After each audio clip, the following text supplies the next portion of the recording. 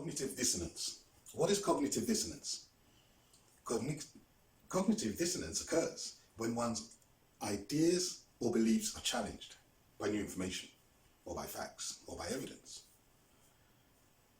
When a person hears new information which challenges a deeply held belief, a tension arises in the mind.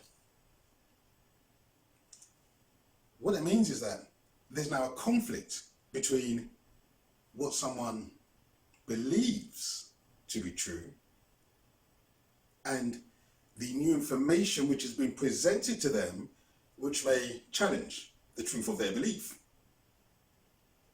Let me give you an analogy. When someone holds a belief about something, it's the software that's been downloaded, and it's what they hold in their minds. They may identify with it, and it becomes part of their sense of self, their sense of identity. Now, when someone has a deeply held belief and they are now presented with new information, it's like new software is being presented to them in order for them to download that new software. But that new software, that new information, conflicts with the old software, the old information. And people find it very, very difficult to accept new information which conflicts with their beliefs. But the reason why you have cognitive dissonance is because a tension arises within you. There is a conflict within you. And that conflict is between the brain and the mind. Because now you're being presented with information which is giving you the opportunity to review, reconsider what it is you believe. But most people, on hearing this new information, they will reject it out of hand. They will become defensive or belligerent or argumentative or just ignorant in their response to what it is they've been told. So this is what cognitive dissonance is. It's when you're presented with information which challenges your worldview or challenges your belief. And that discomfort that people feel, that tension that arises within them, is what is referred to as cognitive dissonance. But that tension, that conflict is there for a purpose. That conflict, that tension is your mind trying to get you to reboot, reprogram, download this new software because it may be of value in some way, shape or form. It's not to say that you must accept everything that you've been told. That's mindlessness. This tension is to create mindfulness in order to get you to think about, well, why do I believe this? Where does this belief come from?